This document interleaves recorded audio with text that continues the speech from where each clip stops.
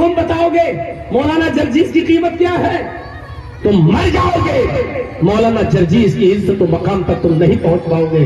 तुम रुस्वा करो, फेसबुक पर तहरीरें लिखो, तुम जितना चाहो दलील करो, लेकिन मैं तुम्हारी तहरीरों को अपने पैरों में पहने हुए जूते और उसके बूट पर रखता हूं। मैं तुम्हारी तहरीर को अपने जूतों की नोक पर ठुकराता हूं। मैं उसको कोई अहमियत नहीं देता हूं।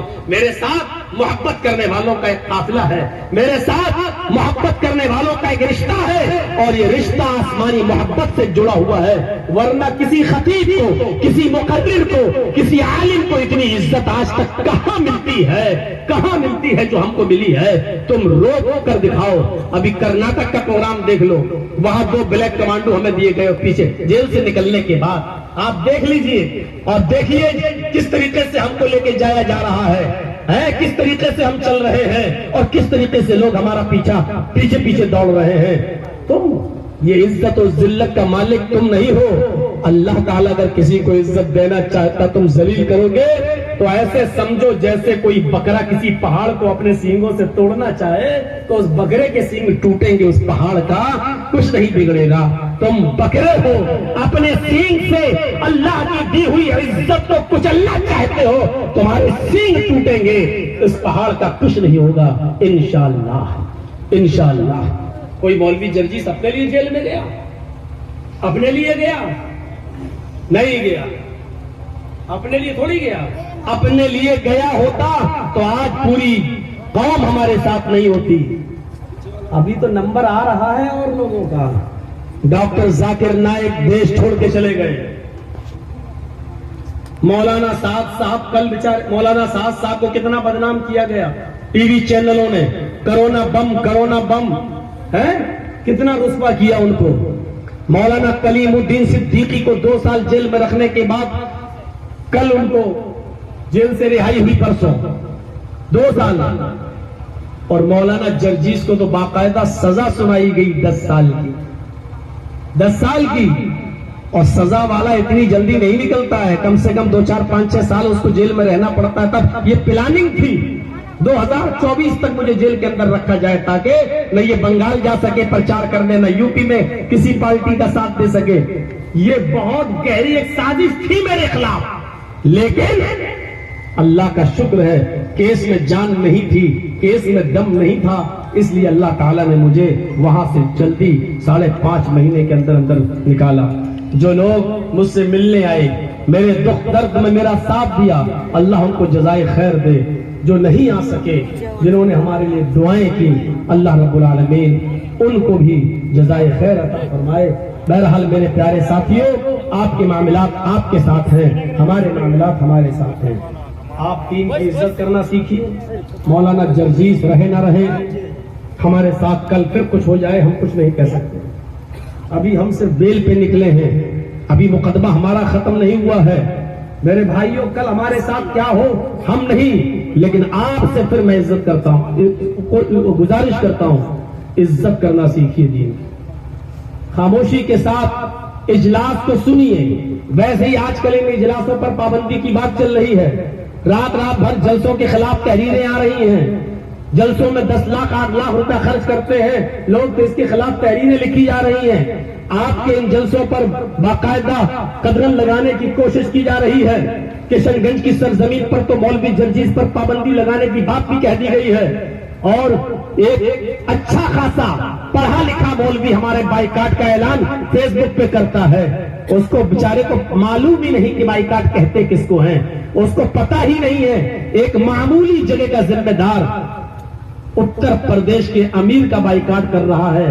न तेरा जिला तेरे साथ है, न तेरा इलाका तेरे साथ है, न तेरी बस्ती तेरे साथ है, न तेरा सूबा तेरे साथ है, न मरकज तेरे साथ है, और तू फेसबुक पे लिख रहा है मौलाना जर्जीस का किशनगंज की सरजमीन पर बाइकाट। अभी मैं सिर्फ स्टेशन पे उतर जाऊं किशनगंज की सरजमीन पर तो हजारों लोग सेल्फी लेकर अपने अपने फेसबुक पे डालकर, अपने व्हाट्सएप ग्रुपों में डालकर अभी उसको जलाने के लिए तैयार हैं, उसको चौंकाने के लिए तैयार हैं, हमारे इस्तकबाल के लिए तैयार हैं। उसके बाद सैकड़ों लोगों ने हमसे कहा मौलाना उसकी क्या हैसियत है, वो तुम्हारा बाइकाट करेगा?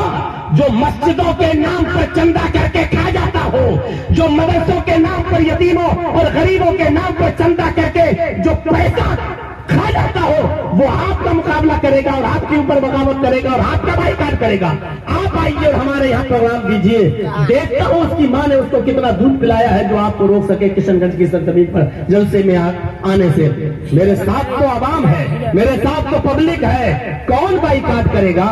लेकिन मैं खुद चाहता हूँ कि अब उन बस्तियों में जाऊं जहां इज्जत के साथ कुरान सुना जाता हो, जहां इज्जत और एहतराम के साथ हदीसें सुनी जाती हो, जहां कुरान और हदीस को इज्जत और एहतराम के साथ सुनने वाले लोग मौजूद हों, और जहां जलसे की कद्र होती हो, जहां उलमा की कद्र होती हो, जहां उनकी बात मानी जाती हो, वहां जलसे दिए जाएं। जहां शोर हंगामे का शिकार हो जाए इजलास, वहां पर इजलास न दिया जाए, क्योंकि सोना और चांदी औरत के गले में अच्छा लगता है। सोना और चांदी अगर किसी सुअर और गधे और कुत्ते के गले में डाल दिया जाए तो उससे सुअर, गधे और कुत्ते की इज्जत नहीं बढ़ जाएगी। अगर कोई कुत्ता हो और उसके गले में सोना चांदी का जेवर डाल दो तो कुत्ता कुत्ता ही रहेगा, वो किंग नहीं बन जाएगा। कुरान और हदीस सोना है मेरे भाइयों, इस सोने को वहां खर्च किया जाए, वहां दिया जाए जहां इसको पहनाने से सोने और चांदी की कद्र मंजिलत बढ़ती हुई नजर आए, चमकती हुई नजर आए। अब सोने और चांदी के जेवर को सुअर के, गधों के गले में डाल दिया जाए तो न तो गधे की इज्जत बढ़ेगी, न सुअर की इज्जत बढ़ेगी, न कुत्ते की इज्जत बढ़ेगी, और ऐसा करने से सोना और चांदी की अहमियत घट और जाएगी, कम और हो जाएगी।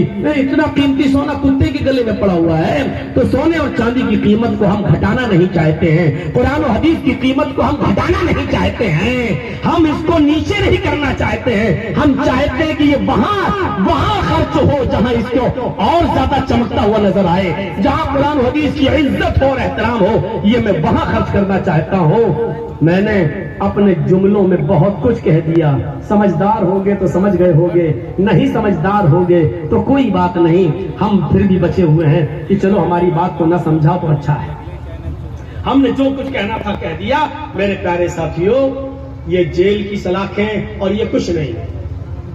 अल्लाह की कसम, आपका हंगामा देखकर तो मुझे लग रहा था जेल में मैं बहुत सुकून से था। आपके ये हालात देखकर तो मुझे लगा कि बहुत सुकून से था मैं। उधर भी लड़ाई होती थी, झगड़े होते हैं, क्रिमिनल लोग, गुंडे लोग उधर भी हैं, लेकिन ऐसा हमने बदतमीजी उधर भी नहीं देखी, ऐसी बदतमीजी हमने भी नहीं देखी। और आपसे ज्यादा इज्जत जेल में होती थी जब कुछ क्रिमिनल, गुंडे किस्म के लोग, मर्डर जो आए करके, जब वो लोग आपस में लड़ते थे तो फैसला हम ही से करवाया जाता था। मौलाना साहब फैसला करो, हम दोनों में कौन सच है, हम दोनों में कौन सही है। अरे आप क्या इज्जत करेंगे यार, आपसे ज्यादा इज्जत तो जेल के वो मर्डर करने वाले, वो कातिल लोग बेचारे जो आजीवन सजा भुगत रहे, उम्र कैद की सजा भुगत रहे, वो लोग हमारी करते। हमारा और आपका पास क्या ईमान होगा जब हम चंद लोगों में बातें करते थे कुरान हदीस की, जब वहां बैठकर वक्त पास नहीं होता, टाइम पास करने के लिए जहां एक तो हदीस सुनाते तो आपसे ज्यादा गैर मुस्लिम वहां मेरी बातें सुनने के लिए बैठ जाते थे और जमा हो जाते थे कि चलो मौलाना साहब की बातें सुने, इनकी गुफ्तगू सुने। ये वही मौलाना है जो टीवी पर दिखाया गया मीडिया ने और ये हमारे पास चले आए। पहले वो लोग भी टीवी में देख रहे थे, आजकल तो जेलों में टीवी भी होती है ना, आपको मालूम है। जो लोग जेल में गए उनको अच्छी तरीके से मालूम है। आपकी बस्ती के भी 4-5 आदमी थे हमारी जेल में, आपके कटिहार के भी लोग थे। मैंने उनसे पूछा तुम किस जुर्म में आए हो, तो तुमने क्या कसूर किया? बोले एटीएम से पैसा चोरी करता था, एटीएम से पैसा निकालता था। वाह, कितने अच्छे काम में गए थे, धोखा देकर एटीएम का नंबर लेकर पैसा निकाल लिया।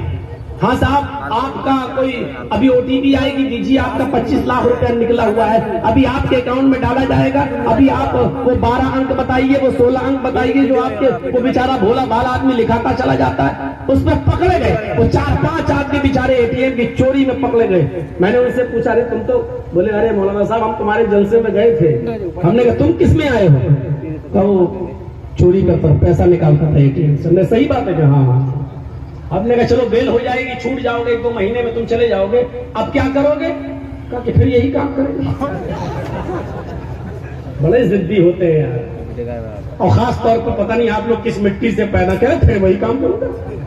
हमने कहा तुम्हें समझाना बेकार है, लेकिन सुनते बेचारे वो भी थे मेरी बातें। जब इधर भी सुनते तो उधर भी सुनते थे।